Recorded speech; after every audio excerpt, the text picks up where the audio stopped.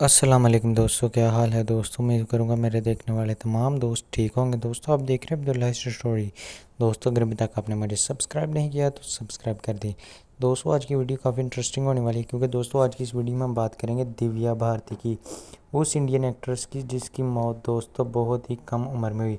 दोस्तों दिव्या भारती की बात की जाए तो ये 25 अप्रैल सन 1973 को इंडिया के शहर मुंबई में पैदा हुई। इनको दोस्तों शुरू से ही एक्टिंग और मॉडलिंग का काफ़ी ज़्यादा शौक था। दोस्तों दिव्या भारती की अभी उम्र तकरीबन 14 साल थी और दोस्तों 9th क्लास में पढ़ती थी, तो इनको उसी वक्त मॉडलिंग में रोल मिल गया।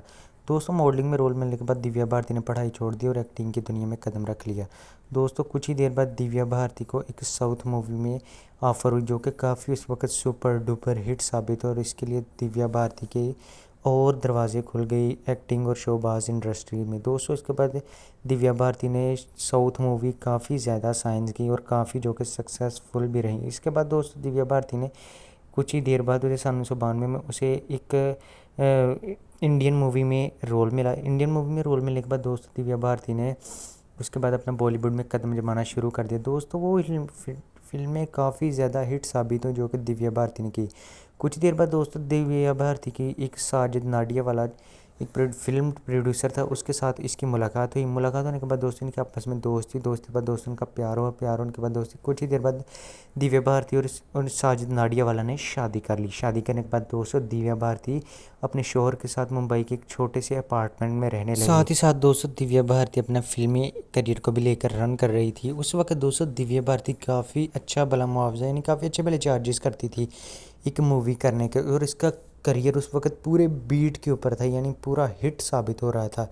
लेकिन दोस्तों कुछ ही देर बाद एक रात इंडिया को एक शॉकिंग न्यूज़ मिलती है कि दिव्या भारती की मौत हो चुकी है। दोस्तों कहा जाता है कि उस रात दिव्या भारती के साथ उसकी एक नौकरानी थी और उसी रात दोस्तों दिव्या भारती के साजिद नाडियावाला के साथ कुछ काफ़ी ज़्यादा अनबन हुई, जिस वजह से दोस्तों इनमें काफ़ी ज़्यादा मनमुटाव हुआ। और उसी रात दोस्तों दिव्या भारती के घर में दो जो है मेहमान आए हुए थे। दोस्तों उन मेहमानों के साथ दिव्या भारती ने कहा है कि बहुत ज़्यादा शराब पीते और इसके बाद शराब पीने के बाद आप अपनी बालकनी के ऊपर कहा जाता है कि दोस्तों बालकनी से नीचे उतरते वक्त दिव्या भारती का पैर फिसला और वो नीचे गिर गई। दोस्तों इसके फ़ौरन बाद इसकी कॉलोनी के लोगों ने इसको हॉस्पिटल पहुंचाया, लेकिन दोस्तों ये सांसों अपनी के साथ लड़ते हुए ज़ख्मों की ताब न लाते हुए दिव्या भारती रात को 1:30 बजे इस दुनिया से चली गई, इस दुनिया को अलविदा कह दिया। दोस्तों दिव्या भारती की मौत के पीछे काफ़ी सारे वाक़या छुपे हैं। कि कहा जाता है दोस्तों उस वक्त इसका करियर बीट पर था, जिस वजह से दोस्तों दिव्या भारती को कत्ल किया जेलसी में। और कहा जाता है कि दिव्या भारती को कत्ल करने की वजह ये भी थी कि उस वक्त अंडरवर्ल्ड के जो डॉन्स हुआ करते हैं, जो मुंबई के गैंगस्टर होते हैं लोग, उनसे दोस्तों वो अपने पैसे जो थे फिल्म इंडस्ट्री में लगाते थे और एक्टर हीरोइंस जो उनके मुताबिक चलती थी।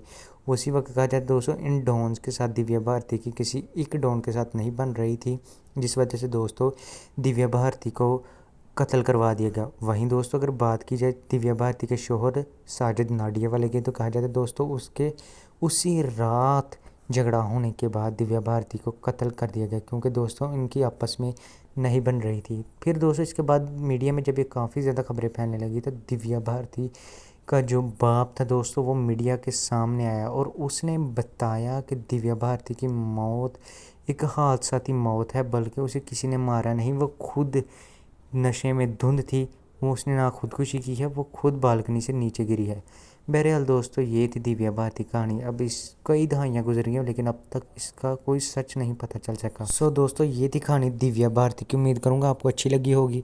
अगर अच्छी लगी वीडियो को दोस्तों ज़रूर लाइक करना, चैनल को सब्सक्राइब करना, और दोस्तों इसके अलावा अगर आप हमें फेसबुक और इंस्टाग्राम पर फॉलो करना चाहते हैं नीचे डिस्क्रिप्शन में लिंक का फॉलो कीजिए। जब तक अगली वीडियो नहीं आती मुझे देनी है इजाज़त। अल्लाह हाफिज़।